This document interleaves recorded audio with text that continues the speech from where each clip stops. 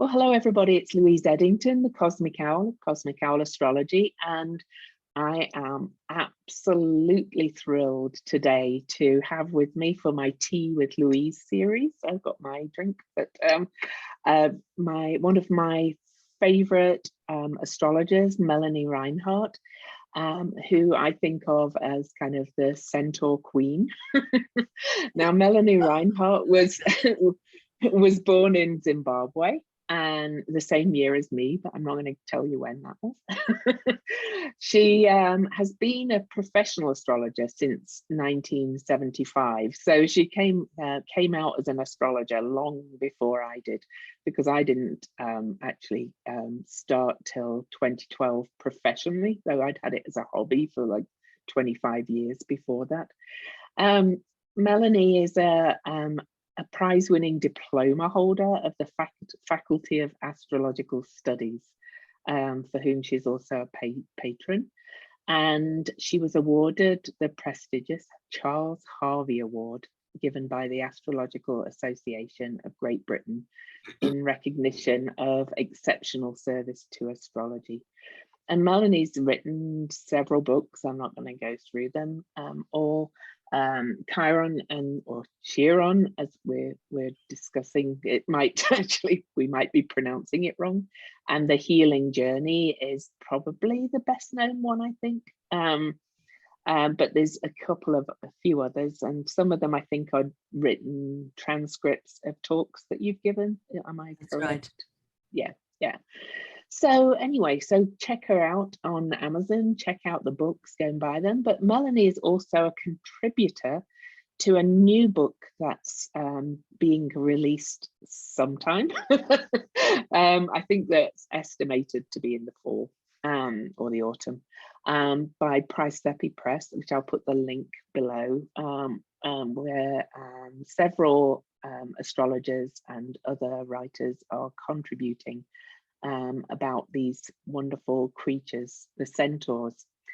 So today, as I meet Melanie formally for the first time, Mercury is actually at almost 6 Leo, and it's opposing Chariklo, who we are going to talk about today.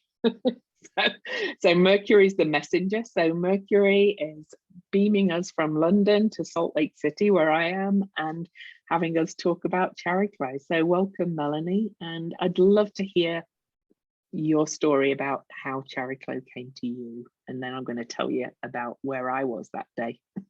Yeah, I look forward to hearing that. Just one thing, that Mercury position, of course, that is the discovery degree of Chariklo. Yeah. Yes, because she's having her Chariklo opposition. I meant to mention that. Okay. Yeah. Yeah.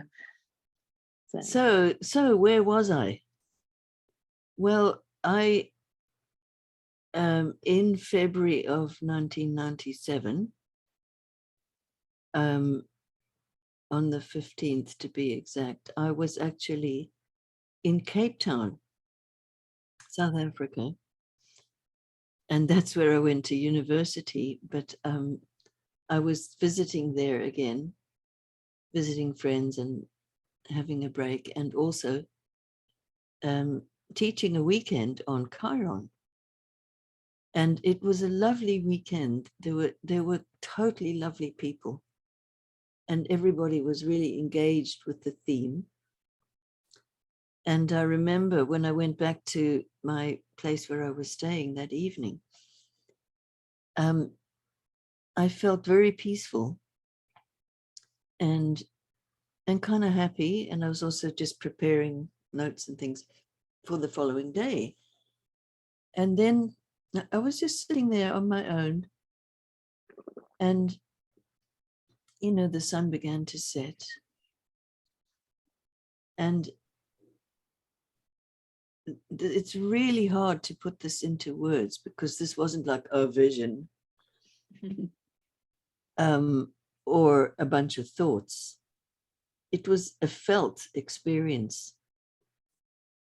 And so all I can say was, it was as if this feeling state came over me, sort of creeping slowly, not a sudden bang, you know, because it wasn't like that in quality. It was a soft, slow, gentle opening kind of a feeling, where if I would translate it into thoughts, it felt like the entire universe was perfect in that moment. And of course, we all know on many levels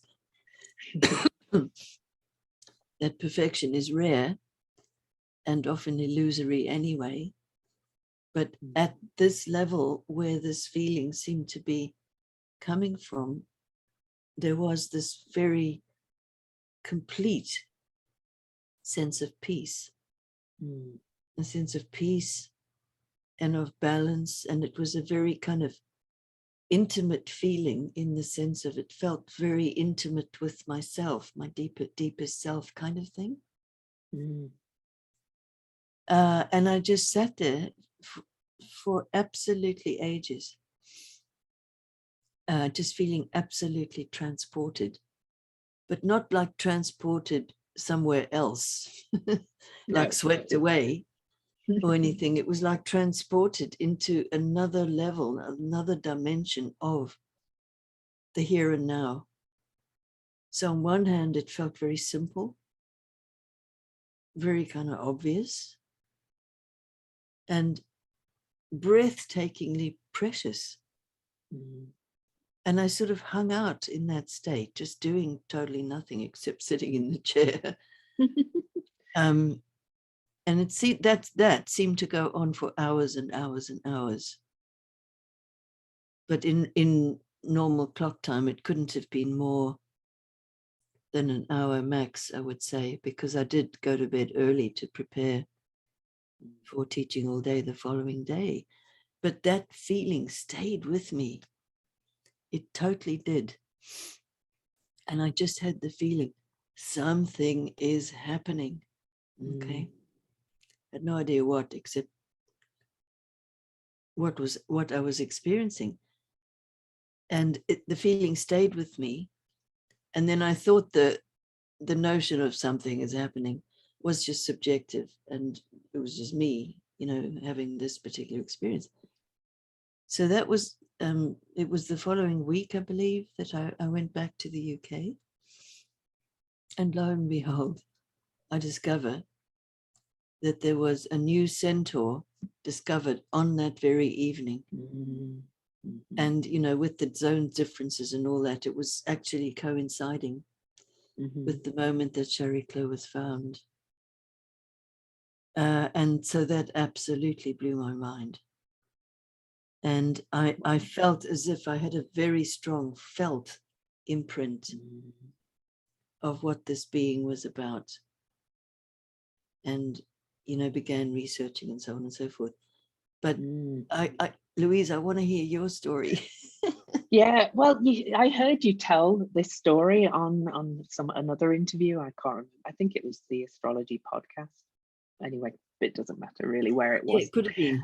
Yeah, I think it was. And I suddenly had this big light bulb moment, because, you know, I had looked at the Chariklo discovery chart and this beautiful pattern it makes, and I hadn't really. I'd never thought to think, where was I when this happened?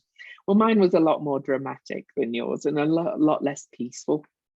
And I can't say it was exactly on that day, but probably really only the day before, or over that period. My dad was ill, and I went to the hospital with him for the diagnosis, and he was diagnosed with glioblastoma, and we were told he wouldn't live the year out. I went home to my boyfriend, who I owned a house with at that point, and I said, you know, my dad's dying, obviously very distraught at the time, 1997. Can we get married? And can we, because I was the only daughter, and shall we just come off the pill and have children like we'd always talked about? And within 5 weeks, we were married, pregnant, and and then later later that year, my dad died on October the 1st, and he was a Scorpio, and my daughter was born on November the 2nd, and she's a Scorpio. And when my daughter was born and she was held up, I was kind of in a bit of a state, because it was I was like, it's my dad.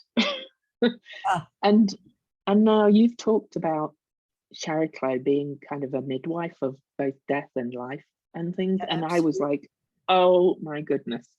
You know? Yeah.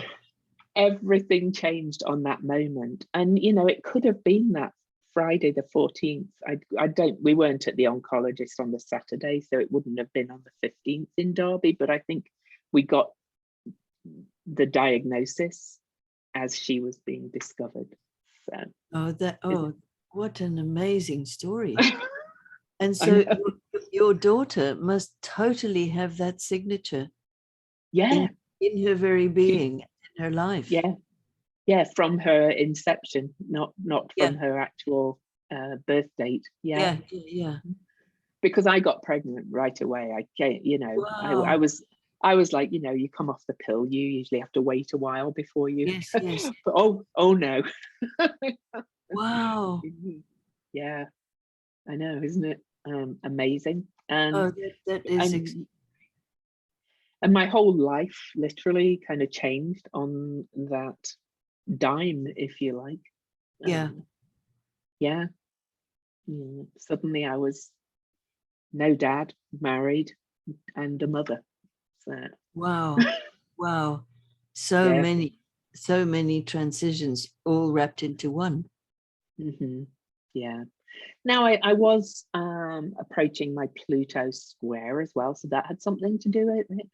But as we've discussed, her discovery degree was 6 Leo, and my Pluto is at 6 Virgo, so there's the 6 there already.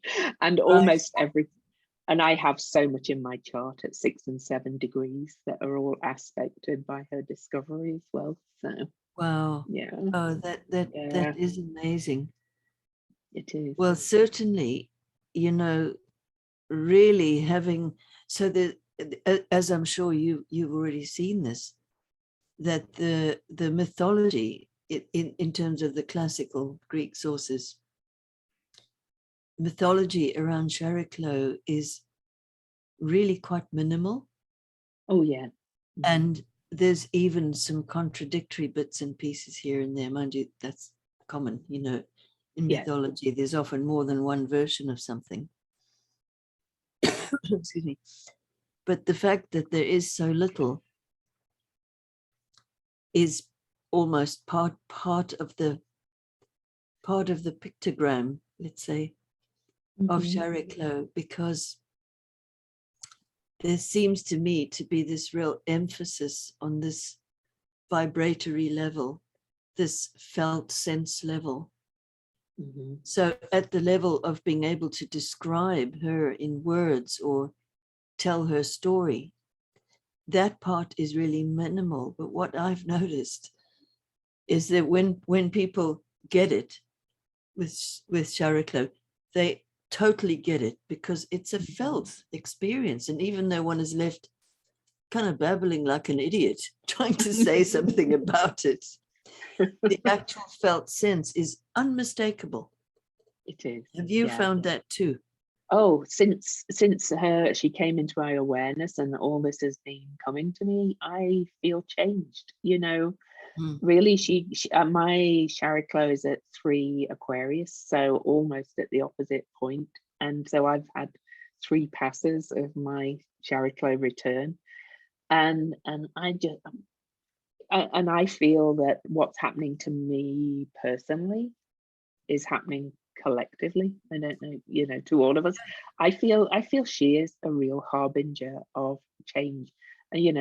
Grace spinner, spinning a new story, holding space for a new paradigm, all that kind of. Yes, I do also feel that. And I also am very intrigued by the nature of the particular image of the feminine that she represents. Now, this really does interest me, because there is a certain invisibility about her. in There terms of is. what remains in the literature, the ancient literature, about her, you know. My first thought about her when I started thinking about mythology, I thought, well, okay, so she was the wife of Chiron, we know that. Mm-hmm. And we also know that Chiron was wounded accidentally by an arrow from Hercules. Mm-hmm. And according to, I think it's Apollodorus or Hesiod, or one of the well-known classical versions of the story, Chiron lived for 900 and something years, so give or take a millennium, in absolutely mortal agony, not able to heal his own wound, even though he was a renowned healer and mentor and wise man and so forth. So thinking about that, what came to mind was this poignant picture, you know, of this kind of wounded centaur who was in the thigh or in the calf or the ankle, depending on which version you read, but it's the lower half, you know, the lower half that we stand on, like what we stand on the ground. And that's wounded, you know. And thinking of this, and we know that he lived in a cave. Yeah. And when I went to Greece to go to Mount Pelion, which was the mythical home of the Centaurs, went there with Brian Clark and Demetra George, and we took a busload of 40 astrologers all over Greece, focusing on the sites which were connected with healing or divination. So obviously Mount Pelion was a huge thing. And I mention it just because in the town, you know, every second cafe or bar or restaurant and so on was called Kentavros, which is centaur. And many places were claiming to be the one true real cave of Chiron. Of course. So there were loads of caves of Chiron everywhere, and they were all the real ones, sort of thing. But that just came to mind. But anyway, so I thought of this poor wounded animal human creature living in his cave.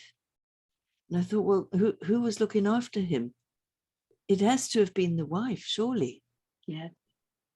So that, and, you know, in the early days when I was actively focusing on Chariklo, as also happened way back with Chiron, it was like, you know, the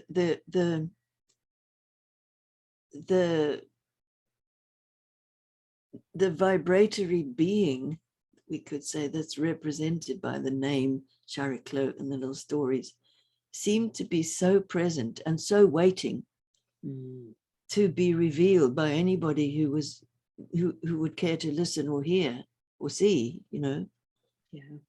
So that I would then typically see a whole string of clients whose stories exactly personified the very thing I was thinking about. Now, I know one could say all kinds of things about what I've just said, but that is actually what happened. Yeah. And so, you know, if we just move that tiny detail from the story into a real life situation, we can see that the world is full of Chariklos. Yes. The women's, and it's not always women, by the way, because no. the Chariklo energy can also be portrayed by a man. So we're talking more of the kind of cosmic principle of the energy here, rather than limiting it to gender. Okay. Yeah. But there is this particular quality, it seems, to be gifted at making a sacred space. Now, this can be through a formal method, like a person who has a feel for ritual, or even just decorating a room to be fit for purpose, like a party, that could be too. But the person who has a feel for how to hold the space invisibly. Mm-hmm. And what occurred to me, and I've said this before in videos, that, that is an innate gift in some people. Mm-hmm. So as a very simple example, that's the person at a party who's actually holding the space. When they leave, it's not long before everybody else goes, because we say the life and soul of the party. Okay, well, life and soul. So it's being able to bring the life and soul, or invite the life and soul, not necessarily to a party in the cliche way that is meant, but the life and soul of a situation is invisible, and it very often registers most strongly and most truly on the level of feeling. So you can't analyze it, or it doesn't even have a shape or a smell and so on. It might do on an individual experience level, but it registers primarily at the level of feeling. Can I tell you how? Could I tell you how she's kind of come to me as well? And it resonates so much with what you're saying. But I get very visual kind of images in my head of all of them. And Chariklo, yes, her name literally means spinning grace, but Chiron was a mentor to the gods, right? Wasn't he? And she was supposedly companion to Pallas Athena. There's a couple of references to Pallas Athena and a couple of others. But anyway, I see her as holding the space as well by just being a storyteller and almost like a bard as well. Like, this very much the Leo energy to my mind. As kind of people just kind of are drawn to her, and she's kind of weaving the new stories by telling the stories and gathering everybody else's stories as well. It's kind of a bit unformed, but I can see it in my head. She has like Pallas Athena and all these the goddesses. That's really interesting. So I associate the archetype of the storyteller and the bard very specifically with Pholus. Because Pholus was the son of Silenus, who was the storyteller of the gods. And in Apollodorus, there's a delightful description of that, which also includes a kind of very delicate reference to the fact that he was not above telling stories in the sense of lying, but here embroidering the truth for the sake of a good story. And it was in the year of the recent squares of Chiron and Pholus that the phrase "fake news" became word of the year in the Collins Dictionary. Oh my God, it's true. And of course now it's everywhere. Everybody's embroidering the truth, and it's like a hall of mirrors. And I think probably, certainly this is true for myself, and maybe for some of you dear people watching, that it is sometimes difficult to know what is true. It is. And there can be layer on layer on layer on layer of mystification, disinformation, you name it. It's all just a mess. Perhaps bard is not so much the right word for her that I'm seeing. I see her kind of more as weaving different threads of stories together, because all these figures. The graceful spin.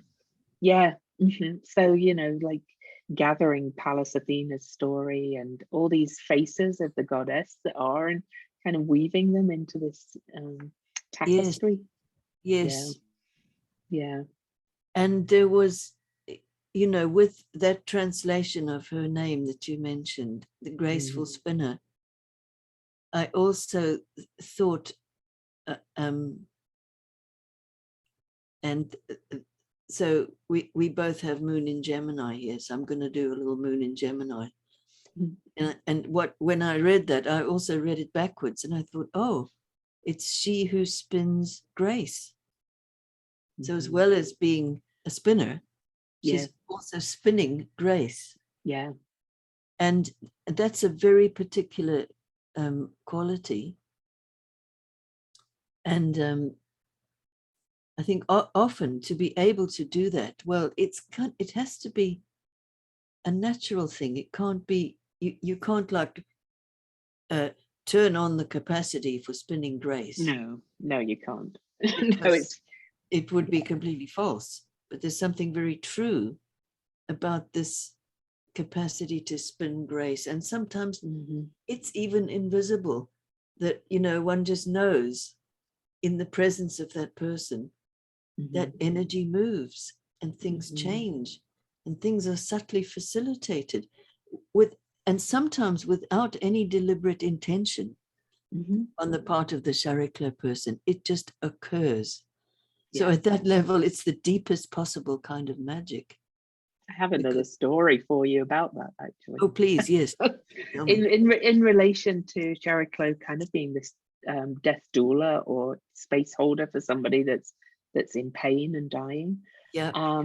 My neighbor, it was about 5 years ago, was dying, and I had done shamanic training to kind of do death psychopomp work and things. I've never used it. You know, I do shamanic journey work, but I'd never used it. Something in me, instinctive, like you say, made me just sit with her one day, and I was saying, I've been trained to do this work. You know, it's not going to heal you, but it might really help you, and it just might make you feel better. And would you be willing to try? And she was, and we did journey work together, and I did the death doula work of taking her to the other side and bringing her back again and preparing her for death. And I've never done it before. I've never done it since. But I had that connection with her, and I just felt I had to do it. So the phrase that comes is it was called forth in a completely natural way from you. Yeah, it was. And it almost wasn't me. It was coming through me, you know. I didn't really plan it. You know, and her mom afterwards was like, would you do some of this work with me? And I said, it was just for her. It was just like, you know. And her family were going, what did you do? You know, she was an atheist, and now she's happy to be dying, and her dad's waiting for her on the other side. And I'm like, I was just following my instincts. That's so beautiful. Yeah. And you know, I thought about going and doing death doula work, but it'll come if it's exactly. Yeah. Because, you know, those kind of experiences of accompanying people, either in a birth situation or in a death situation, and not only physical birth and physical death, it can be psychological, spiritual, emotional death and rebirth. So how those kind of experiences, which are also completely normal, and in one way or another, probably every person who lives has a taste of that in their life. And of course, depending on their horoscope, for some people that's an absolutely major thing. and for some it may be just a murmur, but everybody has it for sure. And so that needs accompanying. And it is possible to accompany oneself, but it does take a bit of practice. It does. And a bit of awareness. But being called in an organic and natural way by life to accompany folks in different kinds of transitions. It's a Mhm. very particular skill And because one doesn't. I do that through my astrology consultations as well, I Exactly. think. I was going to Yeah. say there's so many different ways in which this can Yeah. be. But I would sort of go back to the vibe, Mhm. the vibe, the felt sense of this particular capacity, this quality, that in one way or another, we've all got that. It's just that some people Mhm. have it really up front and center stage kind of thing. And Yeah. for some people, it may be more of a background thing, but of course, which can be called into prominence by a life situation, which Mhm. will correspond with a transit. Yeah. And then there are people who do make or who do have a vocation to specifically be of service in that very specific way. Mhm. And so one of the most obvious ones that I thought of, and that sent me scurrying to my client files, was people who are craniosacral osteopaths Mm. or craniosacral therapists or just osteopaths. Any of the repertoire of body work, Mhm. and there may be many others, but those I am familiar with. But any one of the repertoire of body work where there's a very strong feature of holding. Yeah. Like the very first time I went to a craniosacral osteopath decades ago, I couldn't believe it. You know, it was like all she did was like cup her hands underneath my skull. I know, it's almost like they're not doing anything almost, but Exactly. yeah. And so, of course, it is possible to educate one's sensitivity to absolutely feel what's going on. But the very first Mhm. time, I remember thinking, wow, you know, and I just paid how much for this, and nothing, they didn't do anything and nothing happened, which of course is so far Yeah. from the truth. Yeah. And it's a tremendous, the art of getting out of the way so that Mhm. the healing process or the process of transition can go along unimpeded. Mhm. That's Mhm. part of what Chariklo offers, I think.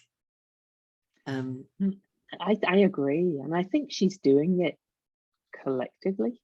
Agree with that. Totally. Now, now I asked you for the dates where Saturn crossed the orbit of, sorry, where Chiron crossed the orbit of Saturn to move Yes. within Saturn, and that was in 1992 at 6 Leo, which was the discovery degree of Chariklo. And Wow. then he didn't move out again till, I can't remember the date now. I've got it saved here. That was 1999, after she had been discovered. Yes. And Saturn, of course, was the limits of our known universe before, till it was the visible planets. I feel like he was bringing his wife in to Oh, us. oh, I love that. Oh, thank you for that. Yeah, That's so beautiful. I think he was saying she's needed, and Yeah. and and I've got to tell you something else as well.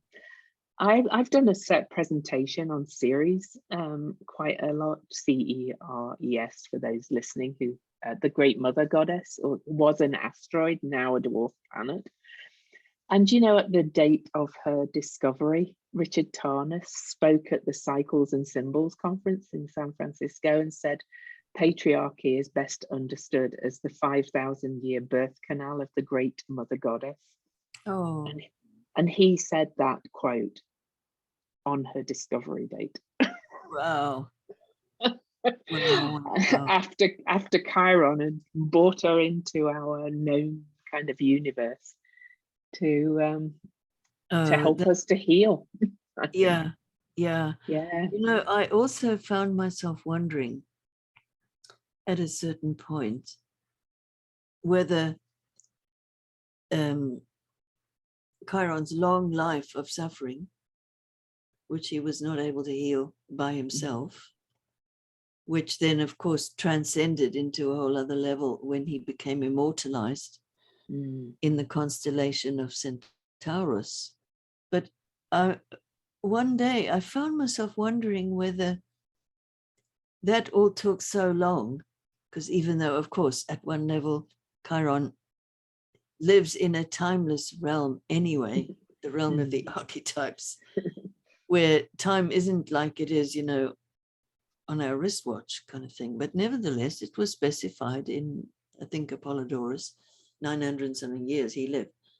So I thought, wow, that's a really long time to be unable to live properly and unable to die properly. So in between, he's the god of the in between. Many gods have the notion of ruling over the thresholds. He's not the only one, but it is very specific with Chiron because it is about our wounds and our healing. And I found myself wondering, I thought, wow, I wonder if it took him that long, because all the time that was going on, he was absorbing the wisdom of his wife. Learning from her to complete his own connection with his own soul. And then he was free to go. So to me, that kind of resonates a bit with your lovely observation there about the orbits, And she was kind of the death doula for him. She was helping him to reach that point. Exactly. Wow. I get chills from all of this. Me too, like goosebumps. And when Pluto went into Sagittarius, so I forget the precise details on this, but it's something like the centaur called Nessus. It was within a couple of days, if that, but almost on the same date, Nessus entered Sagittarius. So he was sometimes known as the Black Centaur. So when I stumbled across this, when I was looking for, stuff about the planets, I sort of just thought to myself, wow, what a picture came to my mind. So there's Pluto, Lord of the Underworld, who also was said to wear a helmet of invisibility. In other words, he would wear, when he came above the ground, he wore this helmet, which rendered him invisible. So that, poetically, that can be said to represent the invisibility of the fact of, and the realm of, and the experience of death, which totally 100% accompanies life. So we live on a planet that spins around, and we have day and night that alternate quite quickly,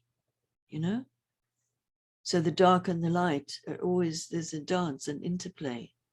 And so when the Lord of the underworld exited from the underworld, Scorpio, and went into Sagittarius, he was accompanied by Nessus, the Black Centaur. And I just had this regal image, of Nessus, this magnificent Black Centaur, with maybe the Lord of the Underworld actually riding on his back or something.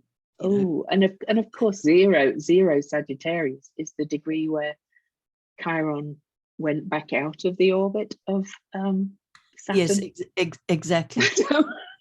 So I mean, really, it's like poetry in the sky. This stuff, Well, I always think it is. It's all poetry. Not only the centaurs, obviously. Working together, but I think they've come in for a very specific reason, to bring us into this new paradigm. And absolutely. Now, most annoyingly, I lost the source on this, but I promise you I didn't make this up. One of the famous astronomers who's been quite involved with the centaurs, maybe discovering or writing about them and so on, he said that the discovery of the Kuiper belt in which they were said to have originated, and so are kind of ex-occupants or exiles from Kuiper belt.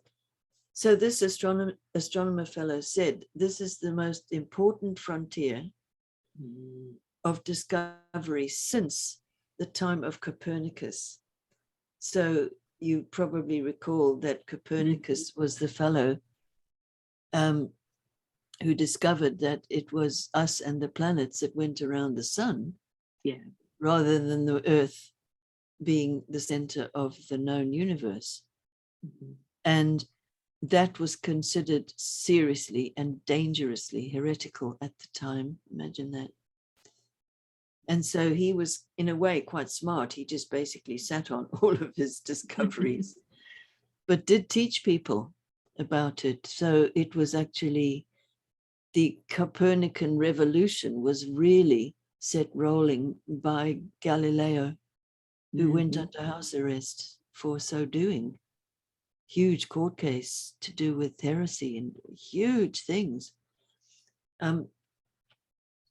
And it's, you know, it's such a poignant image, all that story.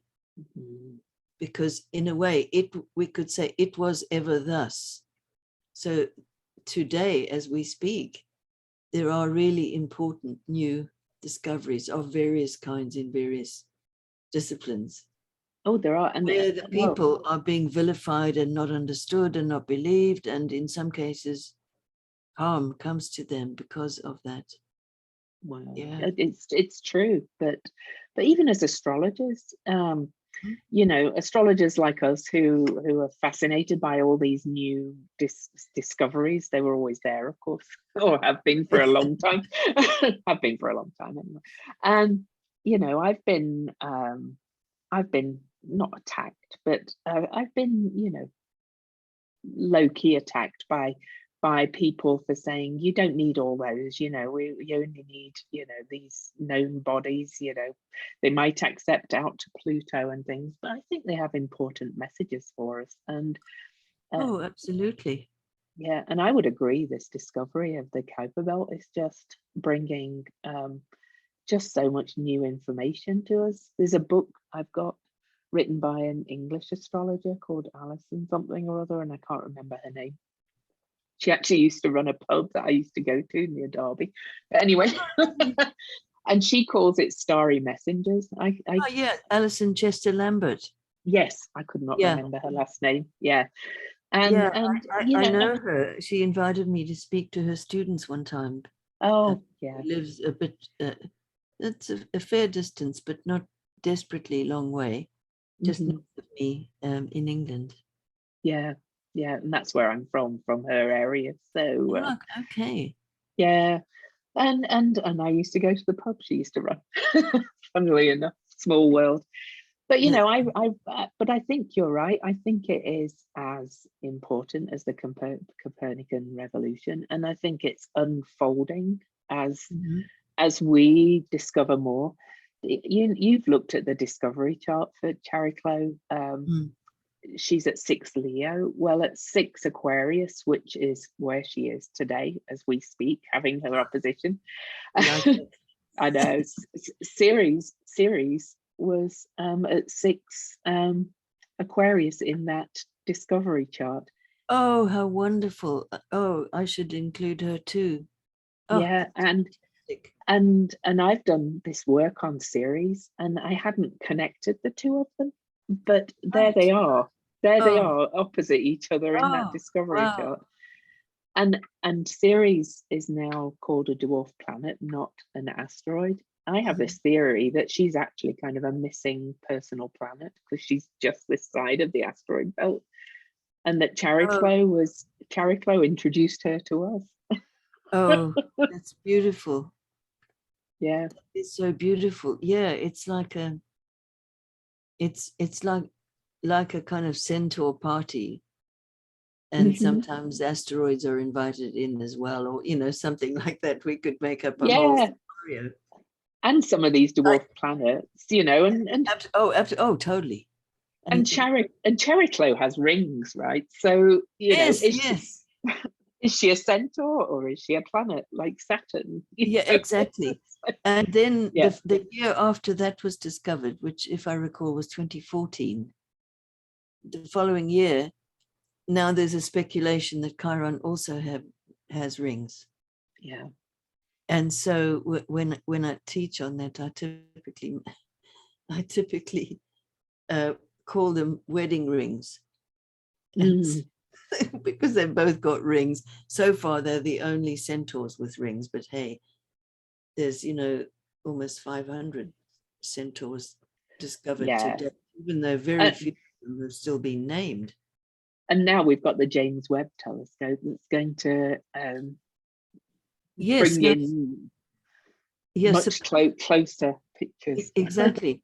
Yeah. Supposedly, according to what I've read online, if I understood it properly, that one of the features of this James Webb telescope is that it is going to be able to see into the Kuiper belt and therefore also the centaurs Yeah. in a much more precise way than was possible before. Mm-hmm. Because it's not infrared, it's what's the other one? I can't remember actually. The purple one. Yes, the purple one. Ultraviolet. Ultraviolet, yes.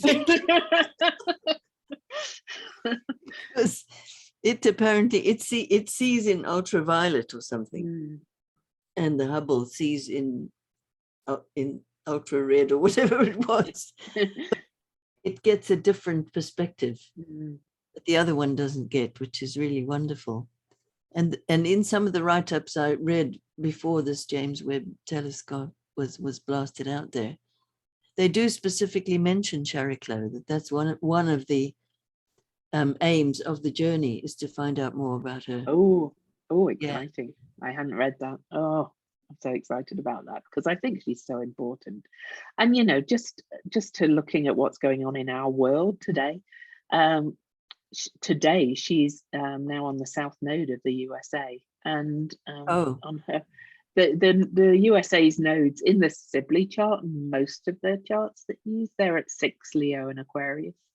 And, wow. And wow. Oh yeah. And clearly kind of the big changes that we're experiencing in the world are kind of centered in the USA because it's been the world power and things. So yeah. Yes, being a world power and having your first Pluto return, you're guaranteed to be prominent, Oh, very much so. And the Venus star point return as well. All the cycles are converging. But Chariklo is a huge part of it because she's on her opposition right now. So the discovery point and where she is right now are on the nodes of the USA. So they're that's very, very lovely, isn't it? Because in a way, when things are either very stressful or very tense, or where there's a lot of conflict, just endemic in a situation, it's this Chariklo quality that we've been trying to allude to, both of us, or describe or point to. That's what can hold it all, actually. Yeah. I also sometimes think of her as the perfect polarity to a bunch of like wild, unruly centaurs who are they're not in the same lineage as Chiron. Yeah. Because they have a slightly different origin, but nevertheless, they're still centaurs. And so there's a way in which just a generic centaur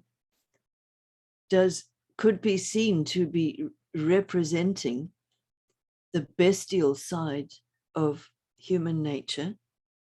And of course, it is specifically a male figure. So the bestial side of the male, the instinctual side, which of course is naturally associated with the warrior archetype. So I was beyond fascinated to discover that the centaurs Chiron, Pholus, and Nessus, who were the first three to be discovered, they feature in Dante's Inferno, specifically in Canto 12. So I'm a huge fan of that work. I have read the whole thing through more than once. I've And read it there was once, but before I'd heard of the Centaurs, so I probably no, I skipped. couldn't Yeah, believe it. And yeah. this was so lovely because I had browsed in Dante's Inferno for on and off for years, mostly just looking for quotes, I couldn't take on the whole thing. But when I did, I actually found this detail. I was led to this detail, believe it or not, by Wikipedia, good old Wikipedia. We could say many things in criticism of it, but hey, that was a wonderful connection. Yeah. And if you, I'm not sure under what, but if you search on Wikipedia, you'll also find an image of centaurs parading around as the custodians of this particular lake of boiling blood, which is Ooh. part of the Inferno. Inferno means hell. Yeah. Story starts in hell and ends up in paradise. So it's important to keep going. Well, we're kind of a bit in hell at the moment, aren't we? Because Well, people's exactly. worst nature. That's what I'm kind of thinking of. Yeah. And there's a writer called Mark Vernon, wonderful writing, deeply feeling and philosophical and so forth. And he made a study of Dante's Inferno, which was published last year, which was the 700th anniversary of Dante's death. And he takes one canto at a time and writes a few pages about it. So it's like a kind of daily meditation. But back to the centaurs, their job in the Inferno, so they presided over the seventh ring of hell, which was, or of Inferno, same word, which was the place where people who had been violent in their lives went. And this is violent to others. Yeah. There's another place for other kinds of violence, or violence to animals, or suicidal actions and so forth. But this is violence to others. And so people who go to that place of hell because they've been violent to others, they end up having to go into this pool of boiling blood. We have that metaphor in English. We talk about anger, my blood was boiling, or my blood boiled. Yeah. So they have to stay there for their allotted time.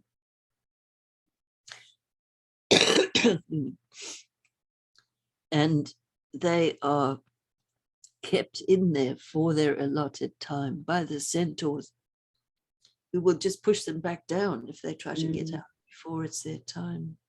Wow. I thought that was so poignant, just amazing. Yeah.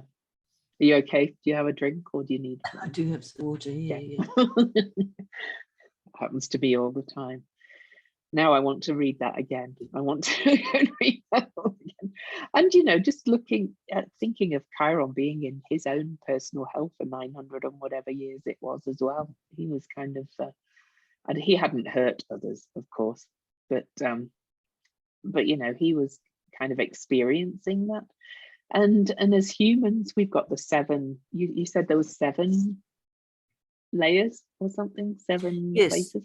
Yes, 7 rings of hell. Yeah, 7 rings of hell. We've got the 7 chakras, the 7 original planets, and all that kind of stuff. Exactly. It's my belief that we are here to learn how to be in deep acceptance of our humanness in all its kind of glory. We're never going to be these perfect, ascended, wonderful beings. Being human is messy. Yeah. And all of these parts are in us, in our astrology charts. We can see them. That's all parts of us. So, when are we going to stop thinking we can kind of transcend this and actually live in alignment with everything? Pull all those stories together and live in alignment with the earth and nature and each other. So. Yeah, I do really agree with you, because one can have ideas of perfection, indeed perfect ideas, but that is far from the whole story. And so I agree completely with what you've said. It's like the job of being here is to be here, kind of thing. Yes. And maybe actual paradise or heaven or whatever you want to call it is when we actually kind of realize that and kind of treat Yes. each other differently and treat the earth differently. Yeah, absolutely. I think, heaven and hell are not something which just happens after you die. Yeah. They're around us and within us all the time. Mm-hmm. And that sense of purification, I think, is really important. And that's not purification of imperfection. So we're not like improving ourselves. No. But what we're doing is kind of purifying the parts of us that are kind of spiritually blind and don't see or feel the light, which is our heritage. And that's a light that includes all the opposites, and it takes a while. Well, the mind can't cope with that at all, actually, because the mind tends to get very binary and not realize that there is a whole other level. I think to kind of understand it at a intuitive level, I think, and I will at the end of this when I upload this to YouTube. So if you're listening on my podcast, go to YouTube and look at it. I'll post the Chariklo discovery chart. Oh, it's because it is perfect balance of all the opposites. It absolutely is. I do keep looking. I have never seen any other chart that is this perfect six-pointed star.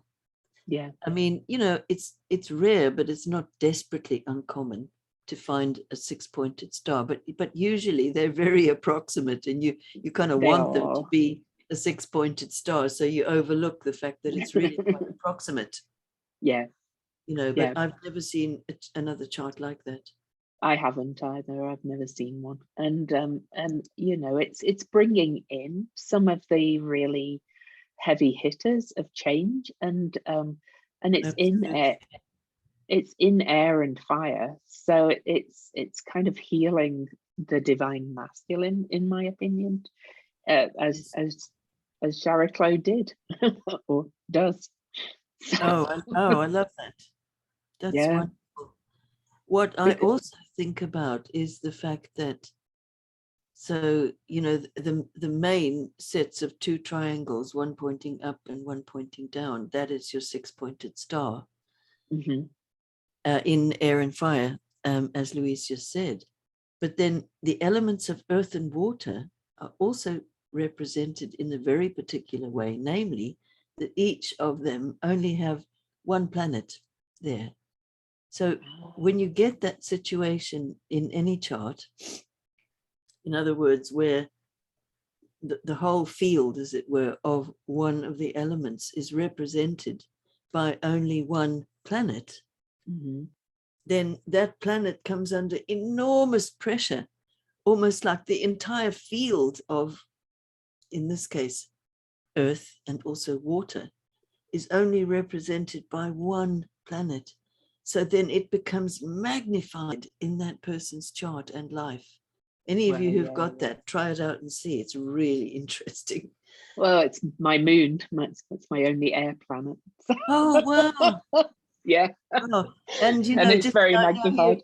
For the listeners, and Louise and I have our moons conjunct each other in the sign of the twins, wouldn't you know it? So here we are. So two of us.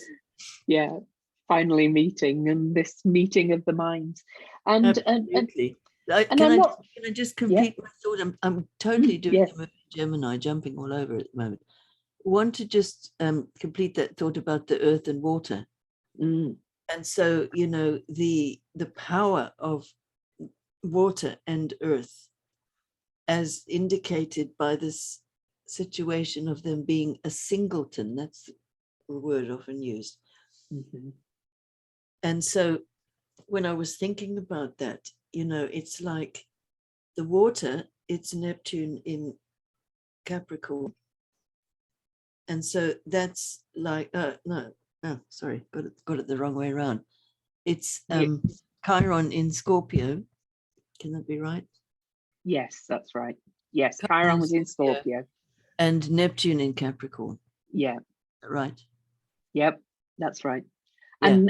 And Neptune is in Capricorn at 28 degrees, which is wow, which is basically where Pluto is right now, Pluto is at the moment. and where the USA's Pluto is. Oh, to go back to all that.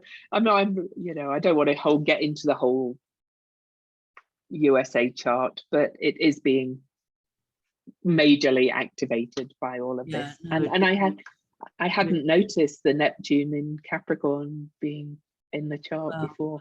Wow. Yeah. So I thought, well, with the earth and water being in the condition that they are in Chariklo's chart, I thought, well, then it's Chiron in Scorpio is the healing waters, the waters of transformation. And then the Neptune in Capricorn, it's like the sacred earth. And just thinking of that elementally with what is going on elementally on the earth today, that's very, very poignant. It is. It's quite amazing. And, I'm not going to share the chart right now, but you've seen it loads, to the amount of energy in Aquarius in that chart. And we are moving into the age of Aquarius now, no matter, absolutely, no matter when people think it started, or I think it's a process personally. We've been moving into it for a long time. So the discovery chart of Chariklo has the Sun, Mercury, Venus, Jupiter, Uranus, and Ceres, and Vesta, actually, if we want to include the asteroids, all in Aquarius. So and yes, a few hours after her discovery date and time, there was a conjunction of Jupiter and Uranus in Aquarius. And whatever sign that conjunction occurs in, which occurs roughly every 12 to 13 years, but it's a big energy conjunction. It really is. And it was within a few hours on the same day. Yeah, in the chart they're only 11 solar arc minutes apart, so yes, it would have been just later that day. And all this is at 5 degrees, pretty much 5 plus, as you say, and 5 in numerology is a real number of change. It's she's a big harbinger of change, but she's holding space for us to absolutely. That's how I feel. Yeah, amazing. So, just if you've got a few more minutes, just at a more mundane level for the listeners, first of all, I would invite people to look back if they can remember, if they've maybe got emails or diaries or something. Think where you were when she was discovered, middle of February 97. And I think some people might be astounded by that. I was. But also, how could people work with her personally, do you think? Well, I think that spiritual activities that help to generate a strong connection with qualities like silence, even invisibility. Now, this is a very interesting one because in some ways it is like a polarity to the whole endeavor of the women's movement, right from the suffragettes onwards. In other words, a real struggle, a necessary struggle to get visibility, pay equality, and equity in so many other ways, and so forth. And all of that was, of course, hugely important.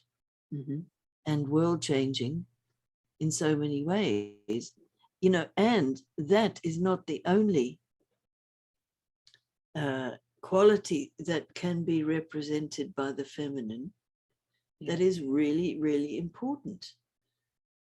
And so, some of the professions associated with Chariklo, or the quality of being a midwife, a doula, were traditionally done by women.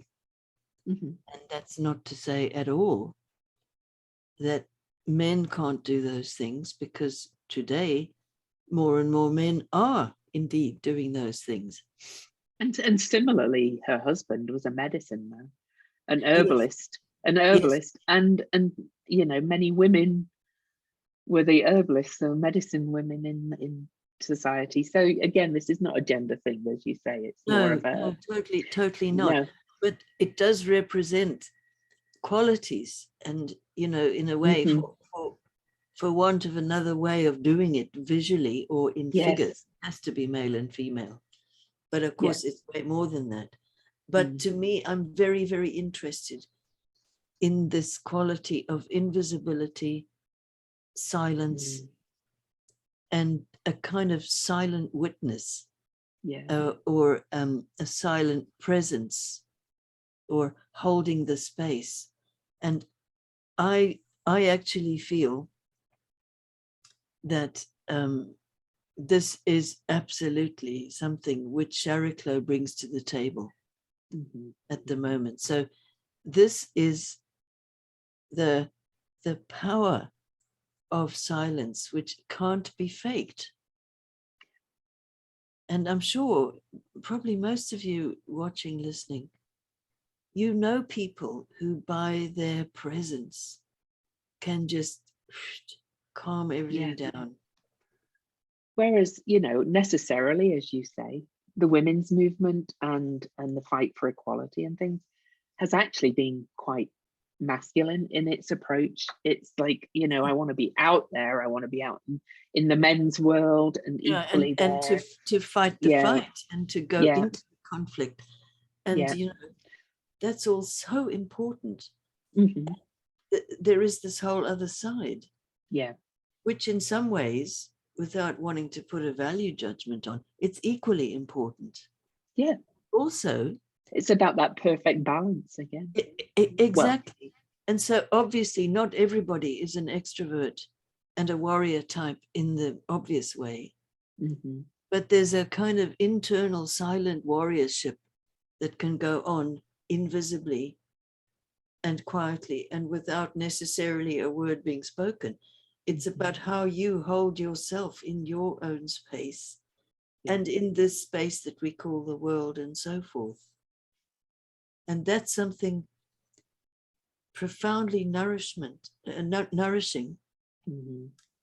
as a ground to stand on that arises from the silence and doesn't act reactively, which is not a bad thing, but this is just another order of acting. So it's not that you have to figure out what to do and then mount a campaign. It's that the action arises out of the ground of spaciousness and silence, kind of thing. And I know for myself, I mean, there are days when it seems to me I listen to the radio and every time I turn it on, there's a horror story of some kind. And, there's like nowhere to hide in a way, because we are living in a world in which there are many disasters and much folly. And we can't single-handedly fix it all. And certainly there's a part of all of us who doesn't like it, that it is that way. We can't fix it all. And that doesn't mean that therefore the only option is to collapse into a feeling of complete helplessness and powerlessness. Although at a certain level, it is true, we can't fix it all just ourselves. And having the trust to be able to feel that helplessness in an honest enough way to give space to whatever might arise next.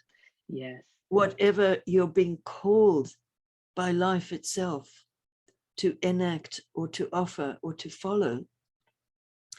These are times when there's a lot of energy in that kind of a process, because in a way, well, we've just been through a long period when many of our options were really narrowed. Yes. And that ain't over yet, you know. No, it's not. No. So that's why I think she's so important.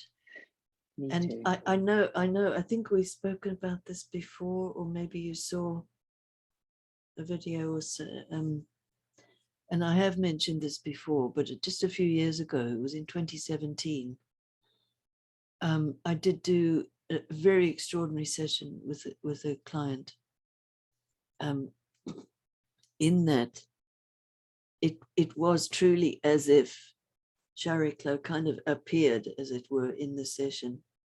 So I didn't see her.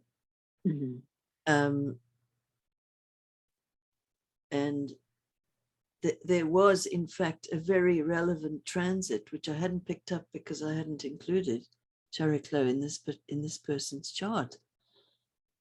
But the kind of kerflash came when I suddenly realized this person was actually living the story of Chariklo in her life. Oh, I've heard you tell it. Yeah. Yes. But, you know, for anybody who hasn't heard it before. Yes. Yeah, her husband was. Yeah. Exactly. And that story is written up in detail in the book that Louise mentioned, which will be out hopefully at some point this year. My contribution in the book is on Chariklo. And there's also another lady, Shelley Entine, who I've also interviewed. Yeah, okay. So she's a friend about Chariklo. Yeah. And yeah, so in that point of time, you know, when I quickly, you know, found where Chariklo was in this client's chart, and then we discussed some of that, she said, well, where is it now? Oh, I don't know. And I look it up. Wow. So it was just beginning to go over both her ascendant and her husband's ascendant. Wow. Along with Pluto. Wow. And it was, of course, going to be accompanying Saturn and Pluto in the course of their conjunction. Wow. So during 2020, Pluto was conjunct Chariklo 3 times. At the end of that year came the Jupiter-Saturn conjunction. And then at the beginning of the following year, Chariklo was conjunct Saturn. Yeah. 1 time exact, but within a very close orb of conjunct the whole way through. And, you know, in traditional astrology, there is a process called by the wonderful name of translating the light. Yes. And that happens when one planet sort of in degree terms moves past 2 others. So makes an aspect with planet 1 and then moves on to an aspect with planet 2. And so that's said that the 3rd planet translates the light from one planet to another. The other one. Oh, I'm going to go and look at all of that when we're finished. Well, I was thinking of that for a long time ahead of the Saturday. I thought this is going to be a transformation, Pluto, for real, Saturn, because Chariklo translates the light from Pluto to Saturn. Yeah. And so this is a transformation. It's not only on an abstract level. Yeah. It's for real, as in, you know, earthly, physical things are changing, will have to change more. And Capricorn is generally associated with the patriarchy too, which is, you know, definitely, you know, I don't think we're returning to a matriarchy, but I think we are going to shift from this. Yes, I 2 ages worth of, I tend to think of Capricorn as a sign, well, obviously it's ruled by Saturn, but I think of it as referring to the authority structure, the power structure. Yeah. And obviously that could be a patriarchy, it could also be a matriarchy, but ultimately it's the way the power is held. So that's completely transforming. Yeah, and it has been a patriarchy. So yeah, you're right. It's the structures. It could have been either way. And now we're moving to an Aquarian one, which is hopefully going to bring in kind of a mix of both. So. Well, and also the capacity for groups of people to speak up, make their voices heard, to be counted, to stand up and be counted, basically. And even, you know, the whole relatively new process of crowdfunding has made possible a lot of really good things. It really has. And really, if we look at where technology is going and things, we have the capacity to, and I know it's been mentioned in political circles, and I'm not being political here, but really we have the capacity to all be able to vote on every issue instead of electing a hierarchical leader to exactly to kind of vote for us, or absolutely. So whether that'll happen or not in our lifetimes, I don't know, because we're the same age. Well, we don't know, do we? No. Oh well, Melanie, this has been a real pleasure speaking to you. I've really enjoyed it, Louise. It's just been great. I have the feeling we could brainstorm for another few hours, you know. I think we could, and I think we might do it again at some point, if that's all right with you. Great. maybe explore some of the other centaurs too. But I am going to put the link to the publisher of this upcoming book in the show notes.